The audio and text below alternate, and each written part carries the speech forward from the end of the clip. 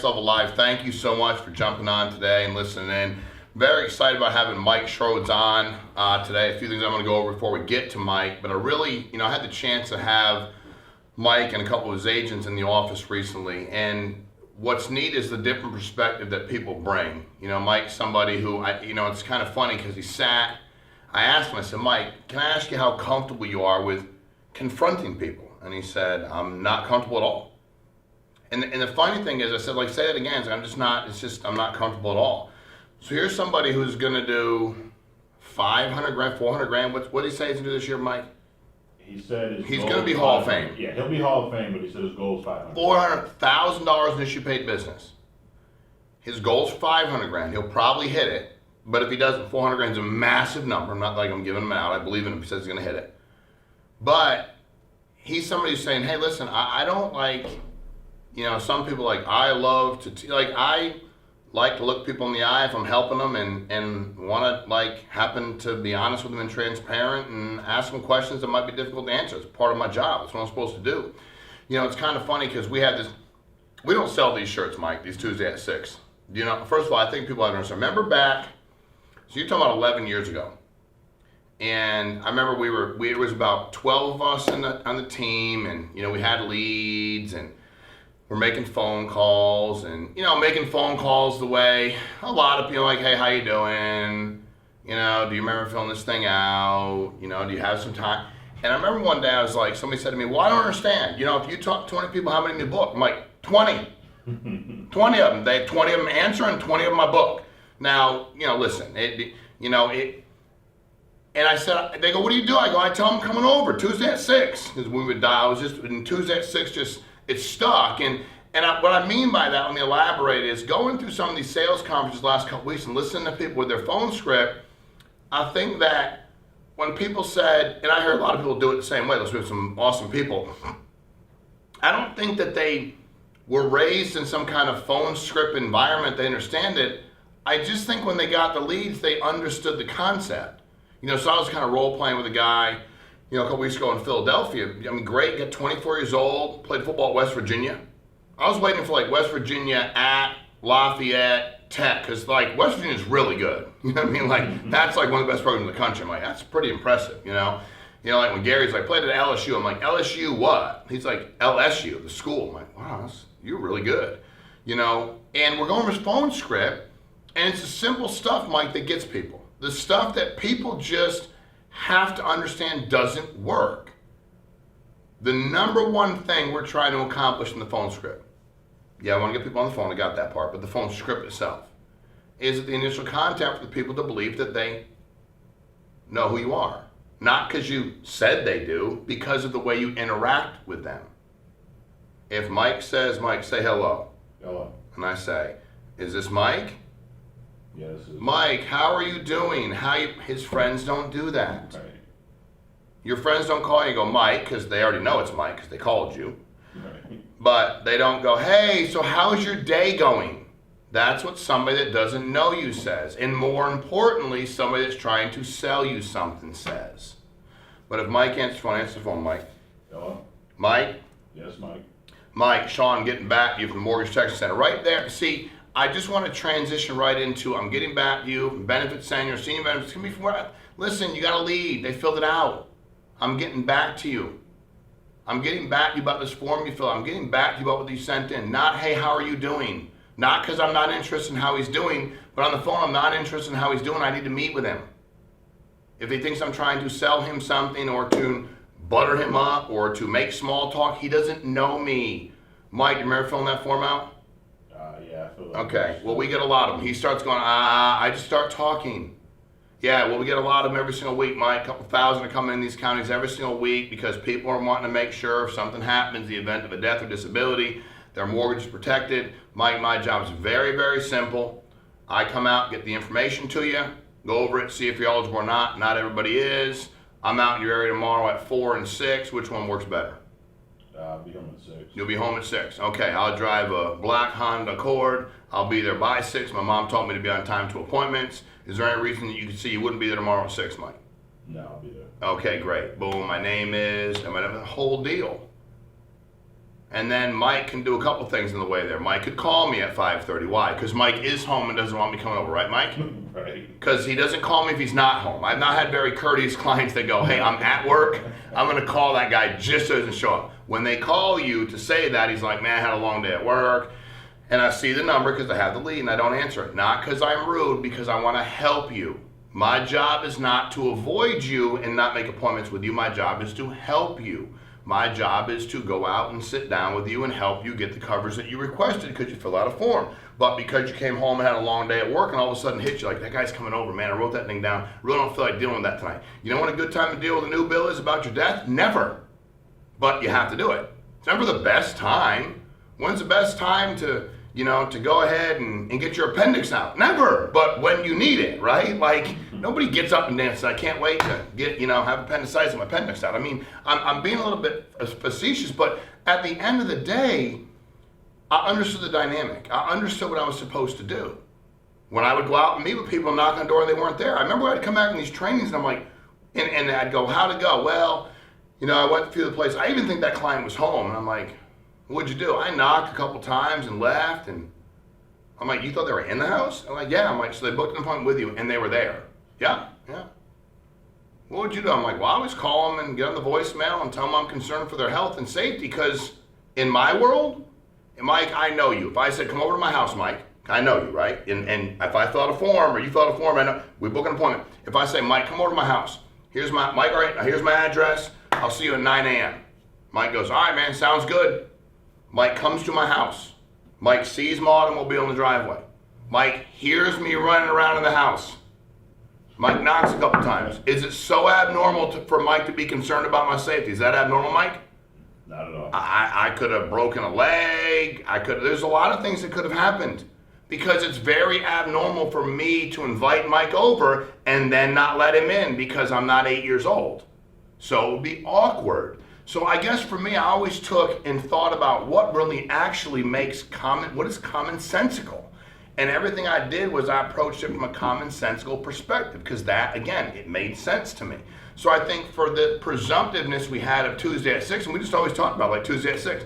Hey, so anyway, I don't know if I need it or not. Sounds good to see it Tuesday at 6. I mean, because at the end of the day, all I'm trying to do is sell my contact. I know I have a product that you need because you already decided you needed it. I know that I care about you. I know that I'll make some kind of connection with you because I care. I know you might be in a bad mood. I know you might take out your day on me. I'm okay. None of it's personal. It's business. But I know I love what I do and I love to help. Guy was asking me the other day, when are you going to stop? John Porcina. He's like, when do you think you'll stop running this hard? I'm like, I love what I do. So I don't know. I mean, I'd love to get in the field tomorrow. Y'all keep telling me I have to do all this stuff in the office, but I'll go in the field tomorrow. I'll get my old bag that I got back. I don't need that big laptop anymore, and they probably all have e-apps now. I still have 200 apps probably in their paper apps. But I love it. I loved everything about it.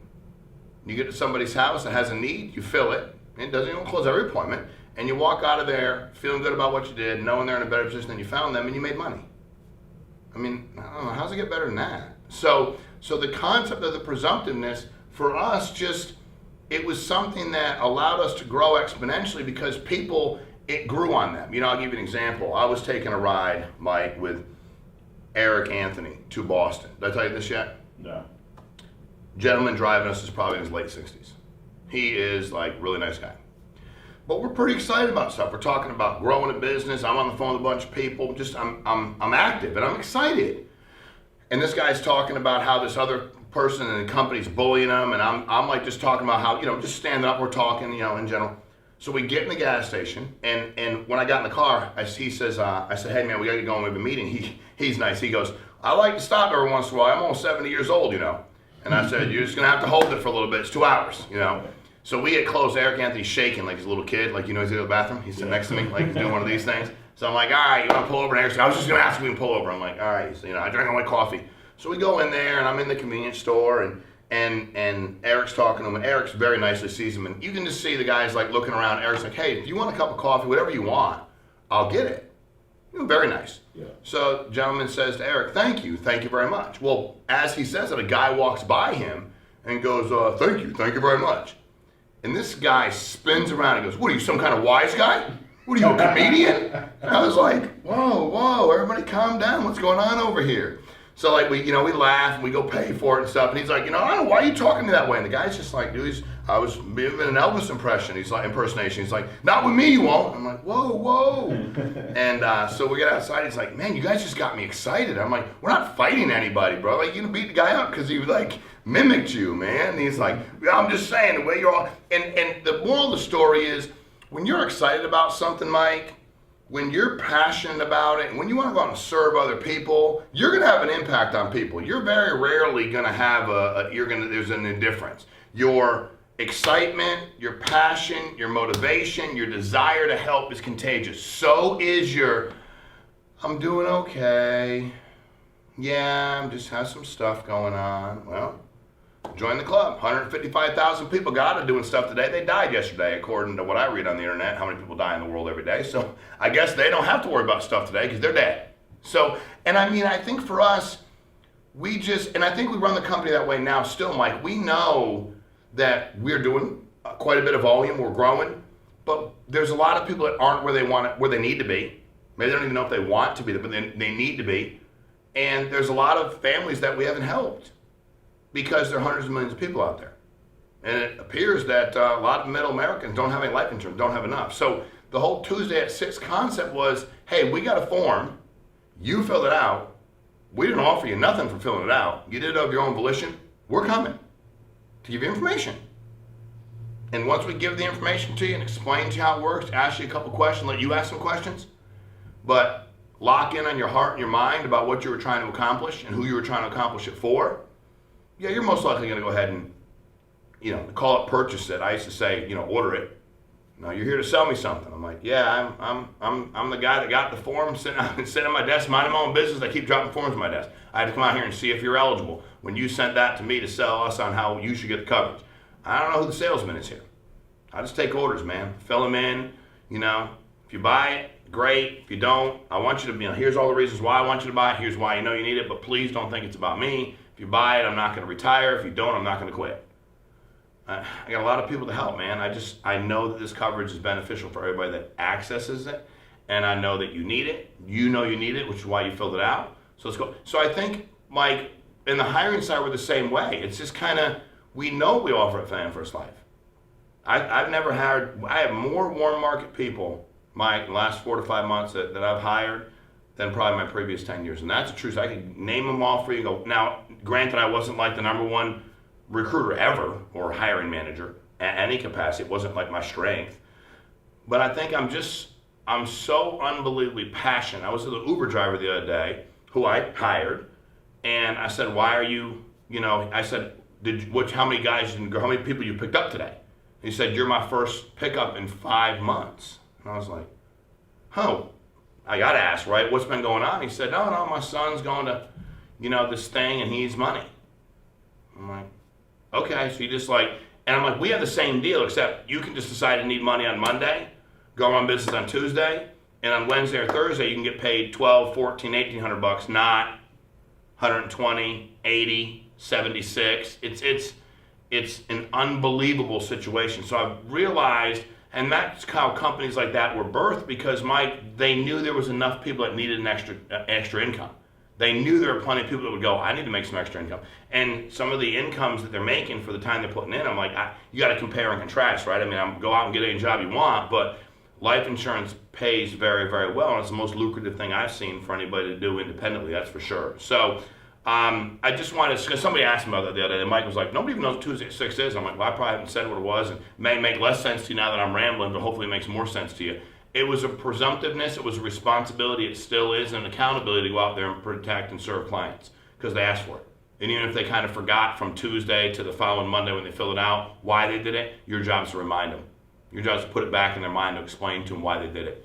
You listen to Mike Shroades, he's all heart. He's all about helping clients. He doesn't take the stuff personally. He takes your protection personally if he's sitting with you. But he keeps moving. He keeps it even keeled. He doesn't bounce up and down from through the roof to, oh my God, this is. He just keeps it moving. Crazy good activity. Crazy good attitude. Not a very good go-kart rider. We've realized he's not going to race them professionally. but an outstanding guy, an outstanding representative of the company. He serves a lot. So it's all your. All right. Hello, everybody. This is Mike Shroades, and just honored to be on here with you. Thank you, Shawn, for all that you do and all the hard work, really, that you put into making sure that we as agents are able to succeed. Thank you to Mike Sizer and Kat for hosting us and making sure that my group was able to get up here to Connecticut. I'm actually here in Connecticut today at the home office, and just really excited to be learning, having this opportunity to get to know Shawn better, get to know the corporate team a little better, and become part, even a deeper part of the Family First Life family, as I like to call it. But today I'm going to talk a lot about just really what's happened in my life the last few years.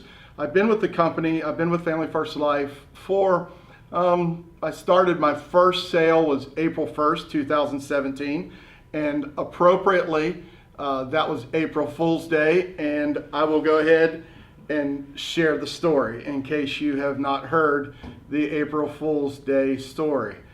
So I've gone through the training, I've gotten my license, and I've set 7 appointments like I was told to do for my first day. I didn't really know what I was doing. I had no clue about the products. I knew we offered Americo, Mutual. At that time it was Americo, Mutual, Transamerica, and AIG, I believe. And so I get out and I go to my first appointment. And while I'm at my first appointment, the guy says that he would like to get the insurance. So I get out my yellow notepad and I ask him for his name, his full name. I write his name down. I get out my yellow notepad and I write his social security number down and his address and his beneficiaries. So I go to my next one and took a picture of his driver's license, all this and all that. And I go to my next appointment. I sell that one. That's my second appointment. I've sold my second policy. I'm getting pretty excited. I'm thinking, man, I've made $3,000-$4,000 my first day in the field, and so I go to my third one, and I didn't sell it, but I was pretty sure I was going to get back in the house. And just so you know, I actually did get back in that house, sold them a policy, and the day went on, and I think I'd sold like over $7,000 worth of policy on my very first day. So I call Mike Killamette, who's my direct upline, and I'm like, hey Mike, man, I've been talking, we're texting back and forth. Man, I've sold 4 policies. I've done this, I've done that. He's like, go big guy, you're doing awesome, you're doing great. So I go ahead and I'm like, okay, so what do I do with all the information I've gathered? And he said, well, you just turn those applications into Danielle. And it hit me. I said, Mike, there's a change in verbiage. What applications? He said, the applications that you filled out when you went into the house. I said, Mike, I didn't know we were supposed to take applications. I said, I thought we were supposed to get the information, give it to Danielle, she submitted it to the carriers, and that's how all this process happened. He said, so how did you sell all these? I said, I got their name. He said, what about their social security numbers? I said, I got all their social security numbers. Okay, so what about the checks? I said, I got a check at every house, a voided check. So Mike's asking me more about what it takes. He said, so why don't you have the applications? I said, well, what I did, Mike, I wrote the name down. I wrote their social security number, and Mike's kind of getting like puzzled. He's like, are you telling me you went into these people's houses, you didn't take applications, you wrote their name down, they gave you their social security number? I said, yeah, and their beneficiary, and I said, all their health questions were fine. He said, how'd you know what health questions to ask? I said, well, when I listened to the training on the health questions, they went over it, so I learned them all. So I went and I asked them all the questions. So I went over all the questions. I knew everything that was going on. I knew their beneficiary. I had their social, all the important things that we needed. He said, but Mike, you don't have a signed application. I said, oh, yes, I do. He said, what'd you get him to sign? I said, on my yellow legal pad, I put an X, I wrote a line, and I asked him to sign the form. And believe it or not, every single one of my clients signed that yellow piece of paper. And me being a complete stranger, I didn't even have a business card. And Mike said, so these people gave you all that information? I said, yes, and I took a picture of every one of their driver's licenses. He said, you did all that, all these people gave you your information. He said, dang, you're gonna be good. But it was a real learning process for me, because I had to go back and fix all of those mistakes. So it meant that I kind of had to own up to what I did that was wrong. Every one of those people let me back in their home. And as a matter of fact, the very first one I submitted, we have already done a death claim on him. So it's pretty cool to kind of see, to be sitting here today, maybe talking to someone who's brand new. You're a little nervous, you're scared, you're confused, you're not sure what's up. Here's my best advice that I think that I give to people when they ask me, Mike, I don't know what I'm doing, what do you suggest I should do? Here's the thing, as long as you have someone that is showing you the process and pointing you in the right direction, just do what they tell you to do. Even if you don't know or understand the process, trust the person who's telling you to trust the Family First Life process. Because I understand some of you may have come from other companies. I did not. I pastored a church for 25 years. I worked for the federal government. I worked under 3 presidents. I ran my own business and did a lot of this all at the same time. My work ethic was there. I didn't know the process. Probably the biggest mistake I made at the beginning of being with Family First Life was because I had done so much on my own, because I had done so much leadership, so much even different venues that I'd worked on where I actually wrote the material or did something like that. I had always had to invent the wheel. And I think when I came into Family First Life, I thought, okay, I'm going to get this opportunity. I'm self-employed, but I have to invent my wheel. And I realized as I tried to reinvent the Family First Life wheel, is what I was trying to do to fit what I wanted to do actually. As I did that, I realized that frustration was mounting, that there were failures that I was having to face. And so here's how I had to fix it.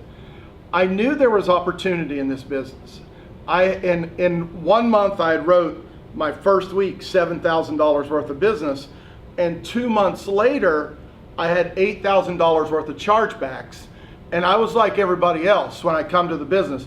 No matter how hard I had worked, my biggest frustration in life was I wasn't getting ahead. So in working and trying to get ahead, I wanted to make sure that this worked because I saw the opportunity. So I did something I was not accustomed to doing. After about a month in the business, 2 months in, I started reaching out to people, and that was very difficult because I had always been quote unquote the leader. I was always quote unquote in charge. So for me to reach out to someone almost felt like a sign of weakness, but it really became a point where I had to reach out, or I was not going to make it in this business because I was going to sell, get chargebacks, sell, get chargebacks, sell, get chargebacks. And Mr. Sizer probably doesn't know or remember, he was the very first person that I reached out to. I called up here, I was like, okay man, I said, I'm 2 months in, I've done real well. I'm doing okay. I said, but I'm getting this chargeback thing. And the other thing, not only I didn't know there were applications, I didn't know there were chargebacks. So one day I wake up and there's like $4,000 gone. I'm in the hole, $4,000. I'm like, hey, what's this? And I go into panic mode. Well, the next day there's more. And what had happened, we had entered vacation season. So people needed to go on vacation. They didn't have $100 to go. So what's the normal thing every good person should do. Cancel your life insurance so you have an extra $100 to go on vacation, right? And that's what I realized people were doing. But at the same time, I mean, there were people that did not fit that mold. But I called up here to the home office and I said, man, I'm getting frustrated because I'm getting all these chargebacks. What am I doing wrong? And the first thing Mike Sizer said to me, he said, how long are you staying in the house? And I said, well, hour and a half was, if I was actually writing a policy, an hour and a half was a quick trip. I had actually, I do remember this. yeah, I had actually been in some homes just shooting the bull 3-4 hours. It was kind of, honestly, it was just kind of the persona. It was who I was as a Christian leader, as a spiritual leader. You go in, you sit with families, good times and bad times. So I'm kind of using that, and I'm going in. Of course, a lot of people in the South, everyone goes to church. We're talking business, we're talking this. Well, what Mike also taught me was that, Mike, you're becoming too friendly with them. And it's easy for a friend to cancel a policy. So that was really my first learning process, and that was the first time I reached out. And then, of course, I talked to Mike Killiman, and I'm gonna tell you, y'all, I know a lot of people think I do well, but I think I was just dumb. I went into a guy's house, and the guy really liked me. And I didn't understand why he charged back, and I was getting frustrated. Well, he was retired. I wrote him an $800 a month policy. I wrote it, and he agreed to pay it till the first payment hit. And what I realized was I was really overselling people. I was writing premiums that were just too high. When you're broke and you want to make some money, you'll do about anything to get that money. And the more the merrier. But I remember he had an $800 a month policy, and the first time it hit, man, he canceled that quick, called me freaking out. What's this all about? I don't remember signing up for this. His wife's payment was $333 a month. So there was $1,200 a month policy. I wrote him, and to be honest with you, I just did it because I didn't know product. I wasn't calling my manager from the home. Mike would have never told me to write them an $800 a month policy. But I was just out there, I was moving.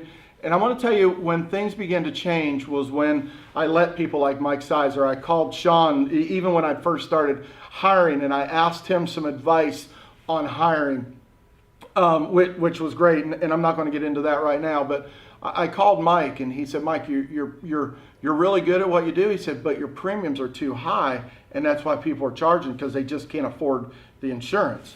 So I started listening to Mike a little bit, but I was still kind of my own guy out running. And one day Mike called me, Mike Killiman, and he called me.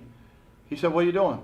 I said, man, when you don't want someone to really know what you're doing, you get that heavy breath. Oh man, I'm out here working like a dog. And I was driving down the road, really. And I said, well, and I was working, but I was driving at that time. He said, what are you doing, Mike? And I said, well, I'm driving. He said, you listening to the training? I said, oh no. And I gave every excuse in the world why I wasn't on that training. He said, Mike, if you'd have been on that training, you would have been able to hear some things that would have helped you with the chargebacks that you're having. So with that, I could have got an attitude, but I chose to say, you know what, Mike, you're right. And I got the mindset. There are people, because I was watching the numbers of Matt Smith and watching Amy and just guys that were doing well, James Weir. And I was watching their numbers, and I was like, and I did listen to some trainings, but I was like, I can do this. And right there, I realized I just have to listen. I've got to do what they're telling me to do. And I'm just 2 or 3 months in. I know we're taking a while to get through this. And I'm 2 or 3 months in, and I get this idea. I'm just going to do whatever they tell me to do and see if it works. So here's what I have to say. If you will get on the trainings and you will listen, and you'll not just listen, and don't debate it, don't argue it, don't what if it, just listen to what successful people are saying and do it. You can be a leader, but be a follower at this time, especially those of you that are new. Now, when I started, you heard my very first day. I did $7,000 that I had to go back and rewrite. I got super frustrated because I'm like many of you. I was broke. It took me 2 weeks to get paid off the business that I thought I was going to get paid for in 2 days. So here's kind of where I'm going. I issue paid from April 1st of 2017 to the end of 2017, my issue pay was $146,000. Okay? Now, that was nice. That's nice, especially where I'm from, small town Alabama. Very few people see that kind of money. So what I did was the next year, I set a goal of doing $300,000. And so 2018 comes around, and I did issue paid $327,000. I guess what was really cool was at conference, at national conference, I didn't know where I ranked in the company or anything like that. Excuse me. And my wife went with me, and she didn't know where I ranked. And she's like, man, they're going to go through 150 of the top salespeople. And they never called my name for the longest time. And I think she's wondering, like, dang, Mike, you really haven't done that well. So then when they get up into the top 20, and they announced me as like number 20, my wife was like just totally blown away. So I left there. When I left convention last year, or 2000, yeah, I guess it was this year in Vegas, 2019. When I left there, I said one of the things I really want to make sure I'm doing is getting focused on building my team now. But here's the thing. I also wanted to write $500,000 myself, and I'm a long way from it, admittedly so. But here's how do you get from 146 to 327 to building a team, and thank God and very thankful to Mike and Mike Killamette, Mike Sizer, Shawn, Kat, Danielle, the girls at the office, Rachel. I'm so thankful to them. I'm thankful for the people I've hired as well, guys like Daryl, guys like Daniel, Jonah, Seth, the ladies that I was able to hire like Christina and Pamela, Randy Ann. All the people that are now part of the team is really helping my goals and my dreams come together. And I'm thankful for the people above me, and I'm thankful for the people that I'm trying to pull up with me.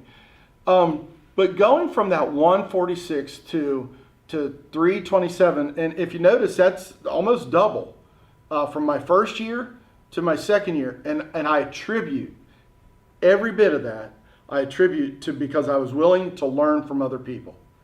We learn from their mistakes. Mike Killamette tells us all the time, hey, there are landmines that I've already stepped on, so you don't have to step on them, is why I'm telling you to get on the training so that you can learn from people. So I'm trying to do 500,000. I'm hoping to get there. I'm going to have a excellent 6 months here at the end of the year to do it. But here's how you have to do it. It's real simple.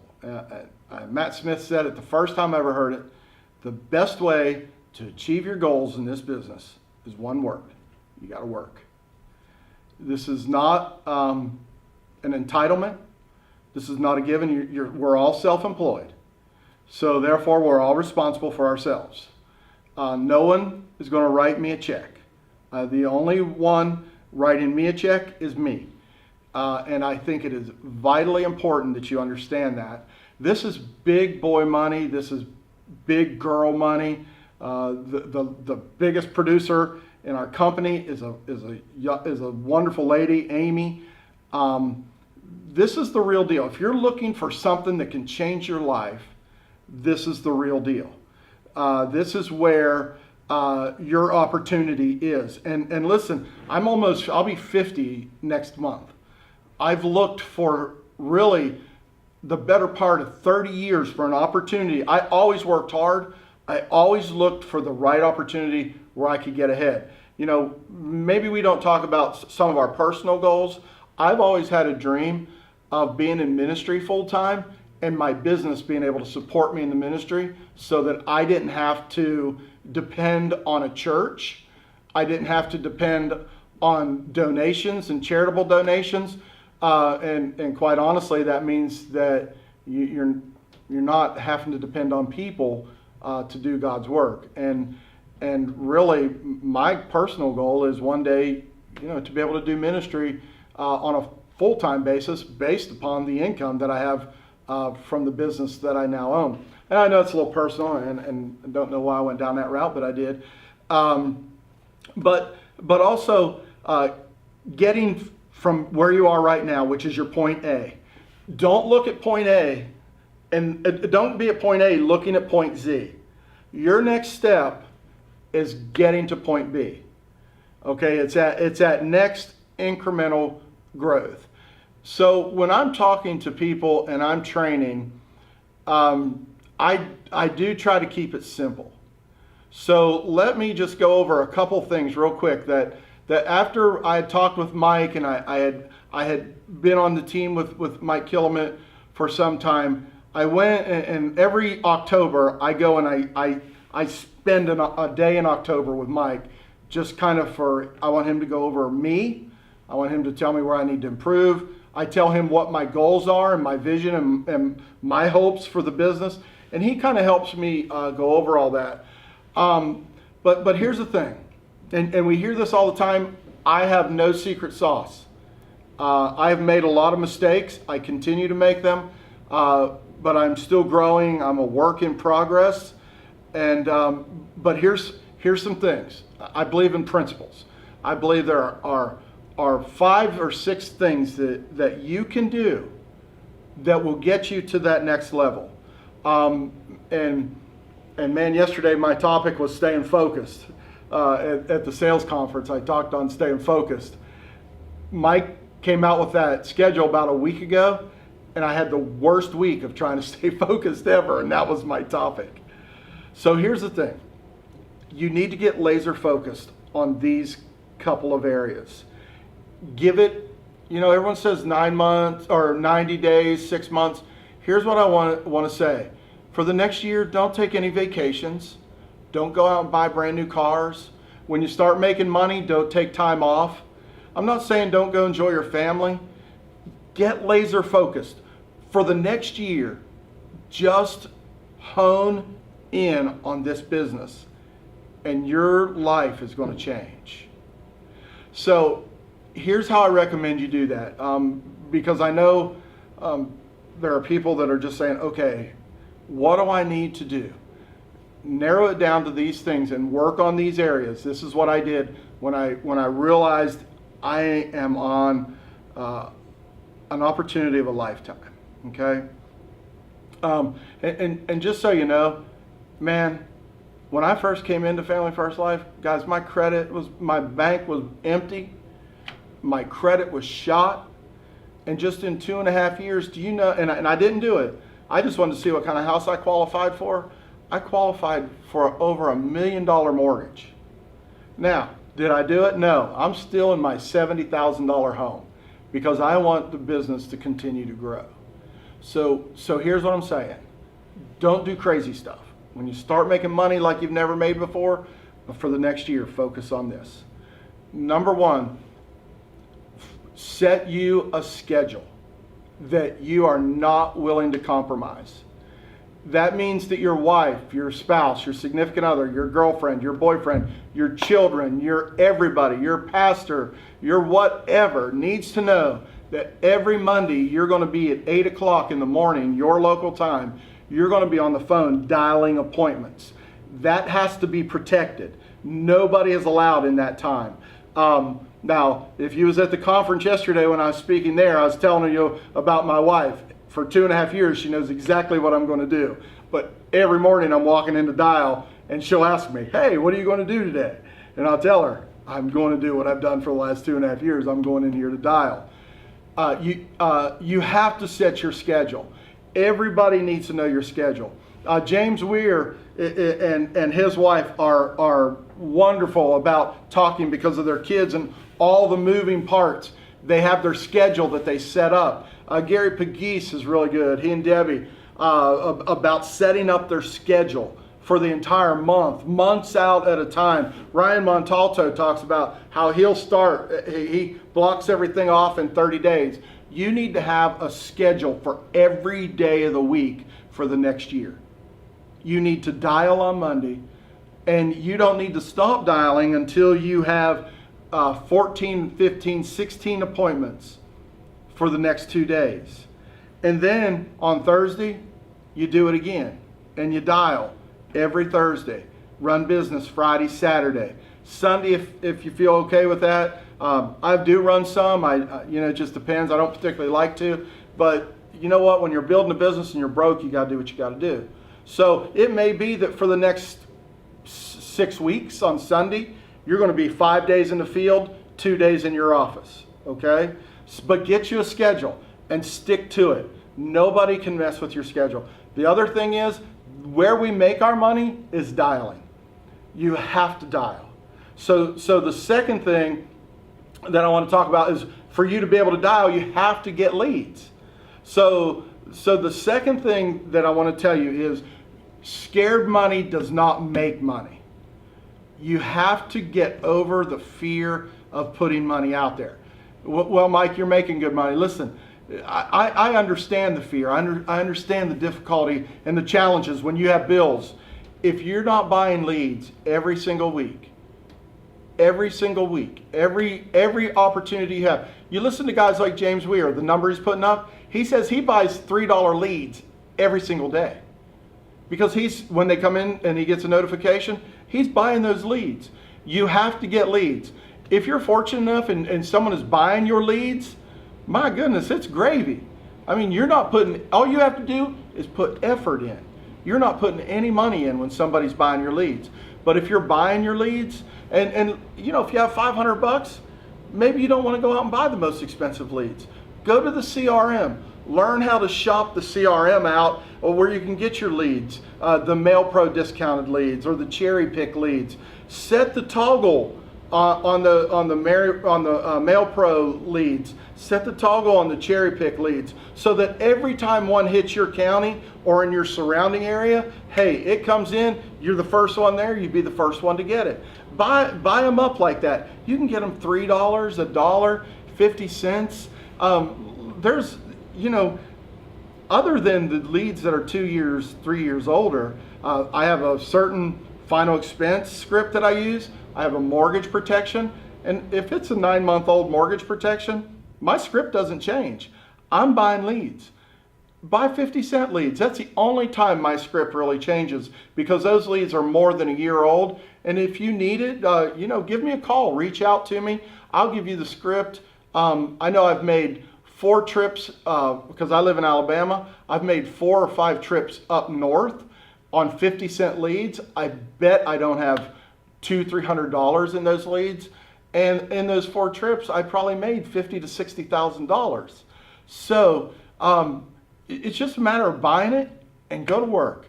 Set your schedule, get your leads, and here's what you do after you get all your leads. You dial. You have to dial. If you're not dialing, and listen, I will confess, I hate the phone. We were so poor growing up in West Virginia, we didn't have a phone. So, I remember my girlfriend, who's my wife now, would call me when we were in high school, and the way she called me, she called my neighbor. My neighbor would walk over and say, hey, Meaike, Laurie's on the phone. So, we couldn't even afford a phone, so I hate phones. But you have to dial. And here's how I dial, because a lot of people say, hey, Mike, How are you getting 30 appointments? How do you set 20 appointments in 2 days? Well, it's simple. Number one, I'm always buying plenty of leads. And here's how I dial.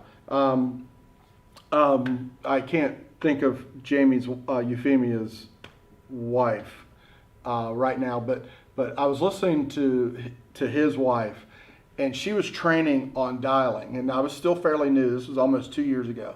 And she said, this is what I do. I take 30 leads, and I set them in proximity, closest to furthest away. And I put them in a stack. I dial the first one 3 times, back to back to back. Mike, don't people get upset? And you know, that was my problem. You have to get the emotion out of the way in this.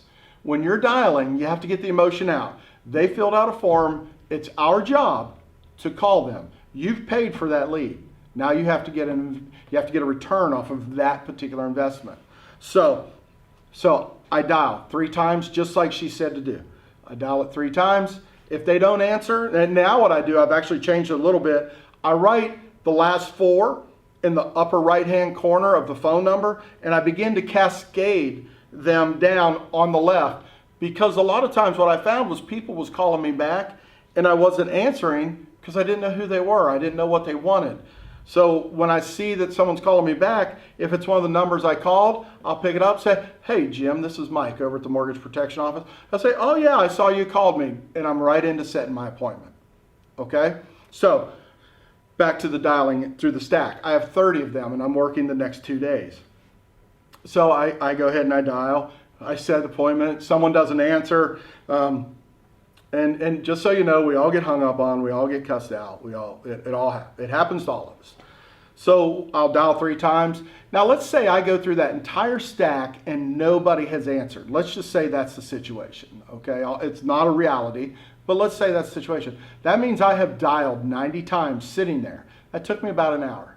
Okay. So, but let's say also that I did get a hold of some people. Some people declined, some people hung up on me, but I set 6 of those. So now I have, let's say I have 20 left. I'm going to dial through all 20 of them again, 3 times. My butt's not getting off the chair. I'm not going to have lunch. I'm not going to run errands. I'm dialing. I haven't got my appointments. I'm still working, okay? So I dial through those 3 times. Back to back. I'll hit that redial button 3 times. Continue the process. This time I've set 3 of those, so I have what, 17 left? I do it again. Now here's the thing. If I would have dialed all those with no answer, I would have sat there and dialed 270 times. Now, here's my point in saying all that. If you've made 270 dials, I don't care if they are quarter leads that are 5 years old, you should be able to set 10 appointments off of 30 leads if you dialed 270 numbers. Because honestly, a lot of people put 2 or 3 numbers down. So let's say, half of them had 2 numbers. Goodness gracious, that's 405 dials that you would have made. If you're dialing that much and you're not getting results, then we need to work on your phone script. We need to work with you on the phone. But you have to be committed in protecting that dial time, is what I'm saying. So, set your schedule. Get your leads. You have to invest in leads. If you don't have any leads, you're not going to make any money.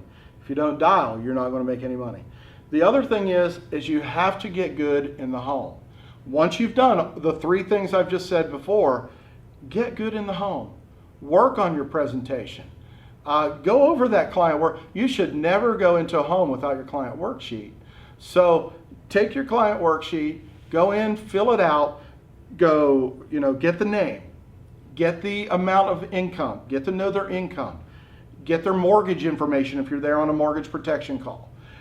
Go ahead, get their health issues out of the way. This is something Kilmet loves when I do this, so I'll go ahead and do it for you. When I'm sitting in a home with somebody, because I want to know quickly if they don't qualify for a term. Someone, I think Amy said best yesterday at conference, hey, when we get there, you can't assume that a 32-year-old is perfectly healthy. 32-year-olds get cancer. 32-year-olds have diabetes. 32-year-olds are too big. Their build doesn't qualify them for term.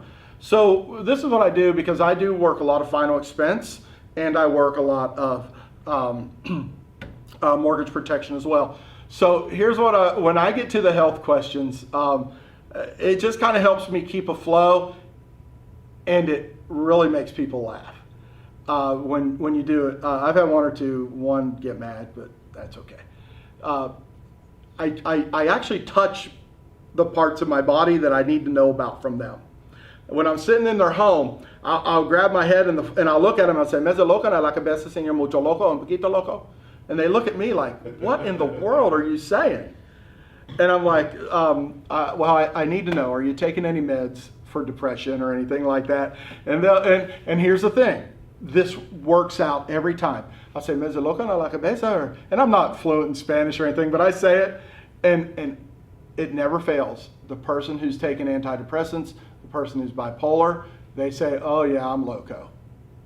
They know. So therefore, it's already out. I don't have to go any further. I know that if they're being treated for being bipolar, we're not going to get them a term that day. So I already know what direction we need to be going in. So, and also with older couples, I'm looking at their arms and things like that. I'm looking for, all the blood on the surface of their skin and things like that. I'm looking for where maybe they have ports for dialysis and stuff like that. So what I'll do, especially with the older, I'll grab my head and say, "No strokes," right? You haven't had any strokes in the last couple of years. Everything's okay. You taking any blood thinners? And then I just kind of go right down my body and I put my hand over my heart. Any heart attacks, any heart problems, any stents, any open heart surgery. And then, of course, your lungs are right there. Any COPD. And hey, by the way, do you smoke? And what we're doing, I'm gathering the information so that I know where to go with them. So, and then I kind of put my hands on my back. I go, any kidney, liver problems, any cancers, male, female cancers, anything like that I need to know about? No. And this is really funny because, especially when you're sitting with an 80-year-old man who's walking on a cane, I grab my legs and I say, "Now your legs don't hurt from running from the po-po, do they?" And they'll just stare at me like, "No, why would I be running from the police?" And in Alabama, they're the police. So why would I be running from the police? I can't hardly walk. And they'll laugh. But what that does, that gives me an opportunity to say, hey, no felonies in your background, right? No DUIs, your record, your DMV is going to come back good. So that's just something I do.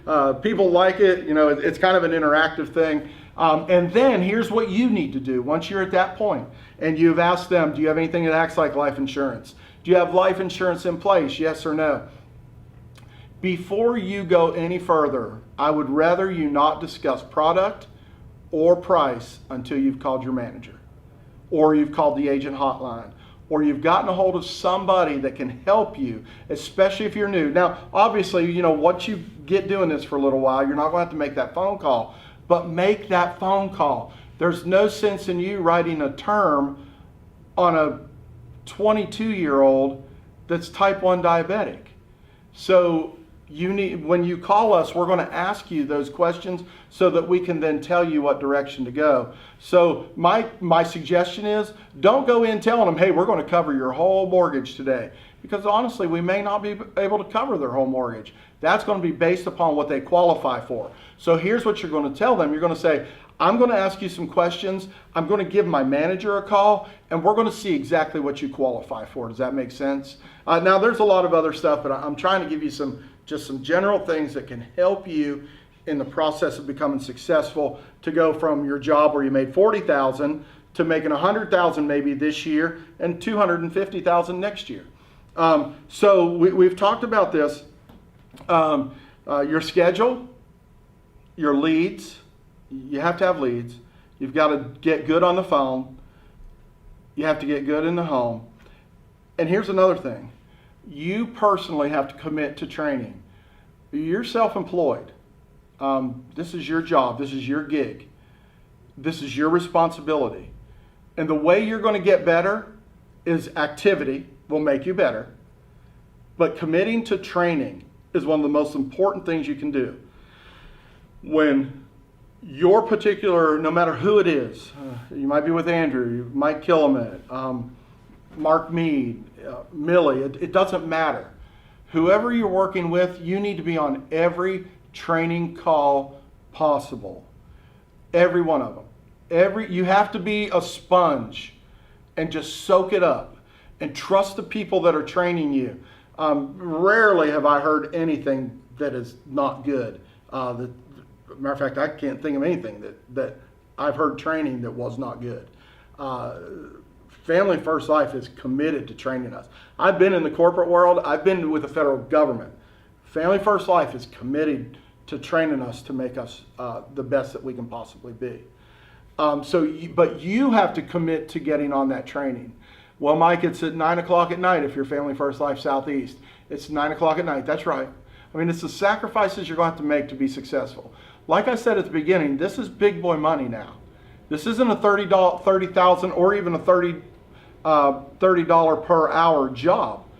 This is potentially $300,000, $400,000, $500,000 a year.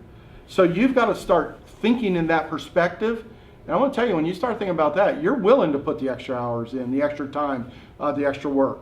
But you have to get committed to training. Get on America's A to Z. Learn Mutual of Omaha. Listen whenever AMM is training. When Athene is doing an annuity, when Shawn Ruggiero is talking about annuities, get on there, listen to those guys. They are awesome at what they do, and you have to commit to training. Now, I want to tell you one thing here in closing that I didn't do soon enough, and this is number 6. No matter how long you've been with the company, this is what I suggest you do. Start hiring immediately. I didn't start hiring until 2018, and I was very sporadic when I first began. And thankfully, you know, I'm very appreciative, very thankful. Last month I hit VP, but I'll be honest with you, I'm about a year behind. I think I could have been a VP a year ago but I was just like a lot of you. I was trying to get out of a nasty rut. You know what a rut really is? It's a grave with both ends kicked out. A rut is something you just get stuck in. Family First Life is your opportunity to get out of the rut, the rat race of life, and to really begin to do something. But you have to work. You have to be committed to what I'm sharing here with you today. You've got to get committed to your schedule. You have to buy leads. You have to dial. You have to get good on the phone. You have to get good in the home. You have to commit to training. Those are things that you're going to have to do. And then the 6th thing and the final thing I'm sharing is hiring. Start sharing this opportunity, because what will happen is it will help you be accountable, because now people are going to follow your lead. If you're not doing training, they won't do training. If you don't care about buying leads, if you're not focused on buying leads and growing your business, they won't be wanting to buy leads and grow their business. They will follow their leader, and they'll do about half of what their leader does in most cases. I am just truly honored to be on here today. I am so appreciative that Shawn Meaike, who is the president of our company, would trust me to share with all of you.